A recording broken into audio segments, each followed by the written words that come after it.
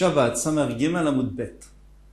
Alors aujourd'hui, c'est un petit peu le repos par rapport à ce qu'on a vu hier et avant-hier. C'est un Amud facile. On reprend juste un peu avant la fin, trônier avant la fin, du Amud précédent.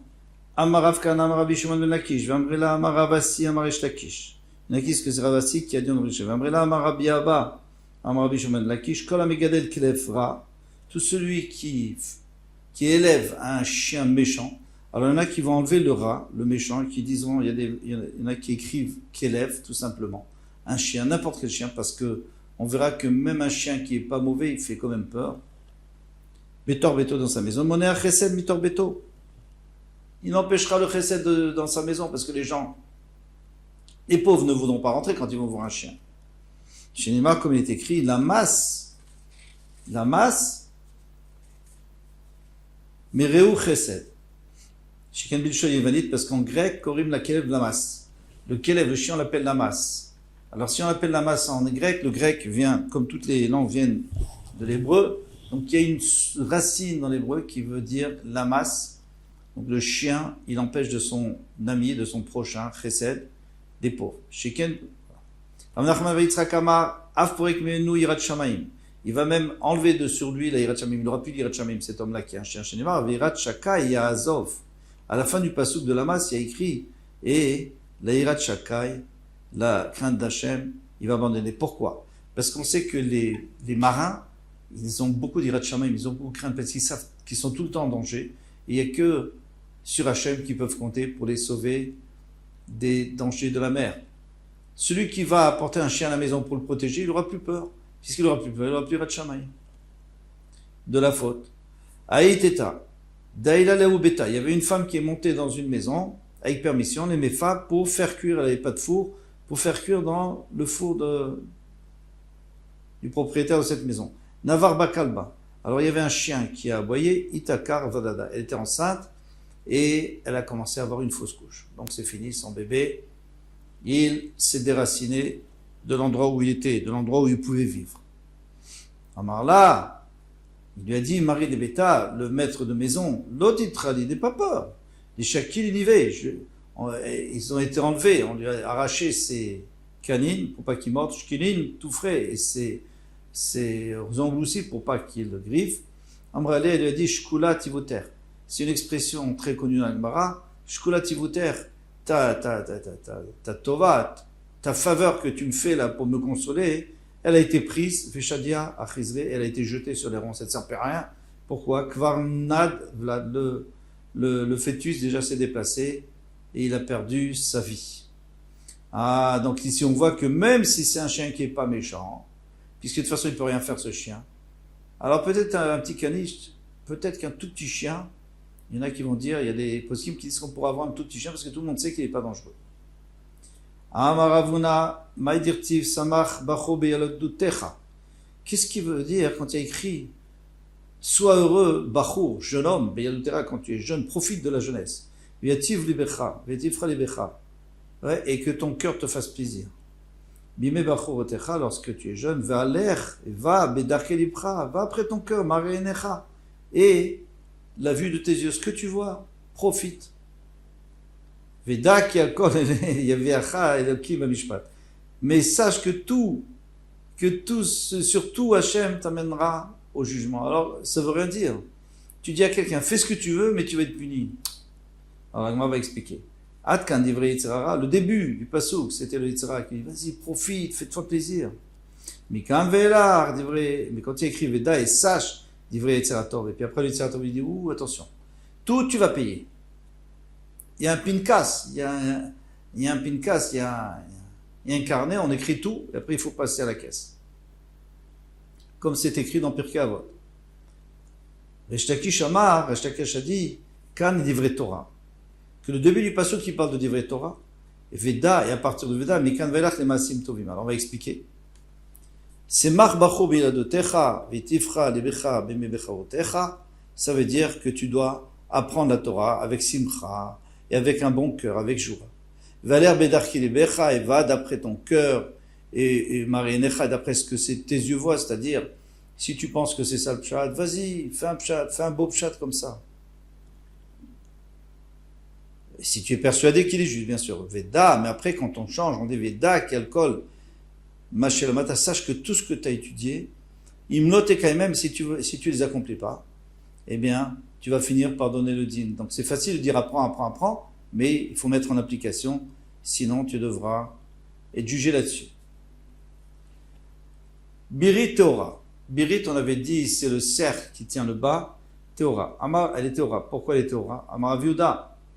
Raviuda a dit, on va expliquer tout de suite. Birit zu etzada. Etzada, c'est le... Alors il y avait deux sortes de bracelets. Un qu'on mettait sur le poignet, ça s'appelle semid. Et etzada, on le mettait en haut du bras. Alors Métiv Rav Yosef, Birit Teora. Et c'est pas possible que Birit, ça soit, et Tzadak, ça soit ce bracelet, Veyotzim Babé Shabbat. Pourquoi? Parce qu'elle est Théora. Et on peut sortir Shabbat, Veilu et Tzada. Mais pourtant, ce bracelet, Tmea, elle est Tmea. Et on ne sort pas Shabbat aussi avec. Acha, Achikama. Il dit, c'est ainsi. Birit, Tachat et Tzada, non. Le Birit prend la place de la Etzada. De la même manière que la Etzada, donc, le bracelet, ça sert à empêcher les manches de se lever quand elles lèvent le bras. Donc c'est pour protéger de la tzniout sur le bras. Et bien Birit, c'est la même chose, Birit, mais c'est sur la cuisse et qui empêche les bas de tomber. Alors maintenant il faut expliquer. Pourquoi est-ce que Birit, elle est Théora? Parce que la Birit sert uniquement au bas, donc elle ne sert pas l'homme. Si elle ne sert pas l'homme, elle ne peut pas devenir Tmea. Tandis que Etzada, ce bracelet, bien sûr qu'il sert pour la manche, mais il sert aussi parce qu'on le voit, donc c'est aussi beau. Et donc, on n'aura pas le droit, et ça sera tamé. Éventuellement, on ne pourra pas le porter Shabbat parce que de peur qu'elle le montre à quelqu'un. Yativ, Rabin, Veravuna, Kamed et Ravirmia. Il y avait Rabin et Ravuna qui étaient devant Ravirmia. Yativ et Ravirmia. Et Rabbi Hermia il était assis, et Kamenamnem, il était en train de somnoler, il était très fatigué, il était en train de somnoler. Véativ Rabin, donc Rabin s'est assis, et Kamar, il a dit Birit Be'echat, Birit, quelle différence entre Birit c'est un. Kvalim, parce que Kvalim aussi c'est le même genre, c'est pour tenir les bas. Bishtaim, il y en a deux. Donc s'il y en a un, c'est pour un côté, s'il y en a deux, c'est pour les deux. Amaravuna, Eluvelu Bishtaim, mais non, ça n'existe pas ça. Ravuna, il dit non, les deux, même Birit c'est deux. Il y en a deux, ça sert à rien, un. Matinim, chercher le menem. Mais quelle différence avec Kevalim? Kevalim, ça vient du mot attaché, c'est-à-dire qu'on met une chaîne entre les deux. Menasso, Kevalim, ça devient des Kevalim. Chercher le Chibo, Mashvial et Mana. Alors il dit quoi? Alors qu'est-ce que ça change? Tant que c'était Birit, c'était pas Mekabel Touma. Maintenant que c'est Kevalim, c'est d'un seul coup, c'est Mekabel Sao sur la Touma parce que ça devient un Keli. Pourquoi? Juste à cause de la chaîne. Et si tu dis qu'on va donner la raison, oui, parce qu'à partir du moment où il y a une chaîne, il y a du bruit, ça fait du bruit. D'où sait-on que quand ça fait entendre du bruit, donc par exemple là-bas on parlait de la cloche, quand c'est un kéli en métal, chez Utame, qu'il est tamé, chez Nemar Kol Davara Sheyavo Baesh. Toute chose qui viendra dans le feu, on parle là-bas de Midian, quand on est revenu de la guerre de Midian, tout ce qui allait dans le feu, on devait faire d'Iboun parce qu'il avait reçu du taref, hein, par exemple les casseroles, tout ça. Donc si on pouvait les mettre dans le feu, et à part ça, il faut aussi les mettre au mikvé, bien sûr. Afilou dibo bemashma, même quelque chose qui fait, on ne peut pas utiliser pour faire à manger, mais qui fait du son, par exemple la cloche, c'est tamé. Ça, on avait vu dans le Gemara clairement. Alors, on m'a dit oui, mais c'est pas la même chose, la cloche et la chaîne. Bishlamatam, kabaoula la kalal. Là-bas, on a besoin pour faire du bruit, pour savoir où est son animal. Vekavin maase. Et donc, ça sert à l'homme, parce que l'homme, il écoute et il sait où est son animal. Achamay maase kavin. Mais ici, ça sert pas à l'homme, puisque ça sert au bas. Alors, il m'a dit non, ici aussi ça sert à l'homme. Il y avait une famille à Yerushalayim, alors elle faisait des longs pas, c'était des grandes filles grandes, et elle faisait des longs pas. Et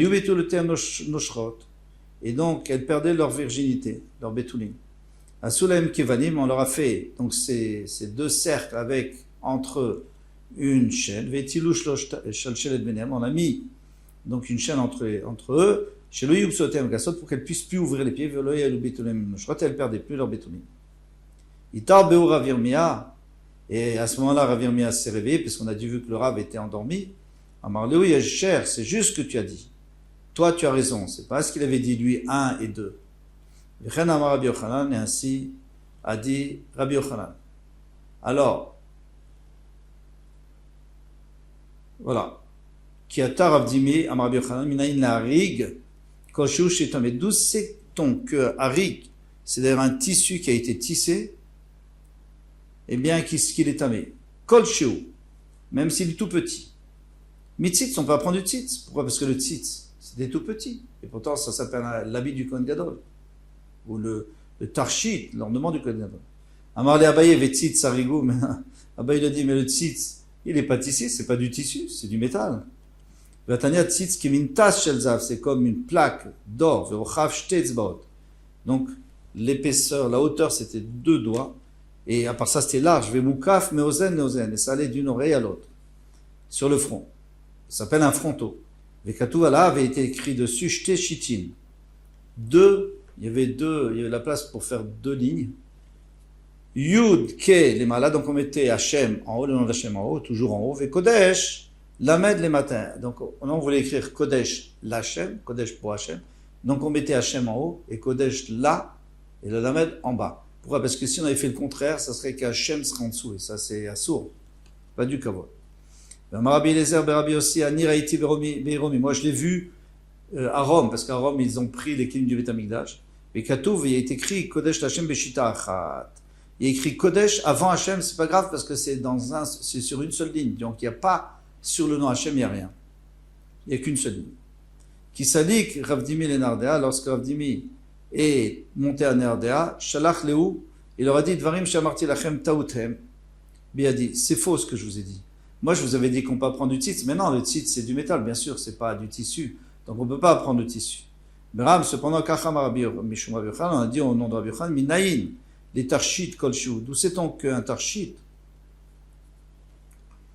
kolshu, ça veut dire un bijou, même qui est tout petit. Alors, attention, kolshu, c'est pas dafka, c'est pas vraiment kolshu, c'est pas un tant soit peu, parce que le tzitz, il faisait quand même une certaine mesure.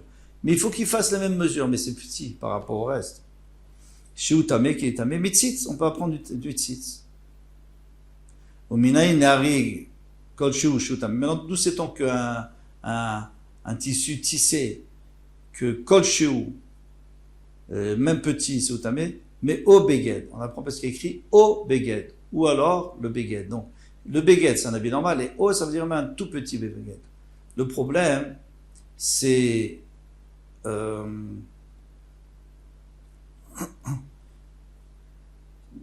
il va demander le Tosfot, c'est qu'on a vu dans la Gemara pas mal de temps avant, on avait vu que à moins que 3 doigts sur 3 doigts, c'est pas tamé. Or ici il n'y a que 2 doigts, le tzitz c'est que 2 doigts. Alors, et il répond, il dit non, c'est la dafka,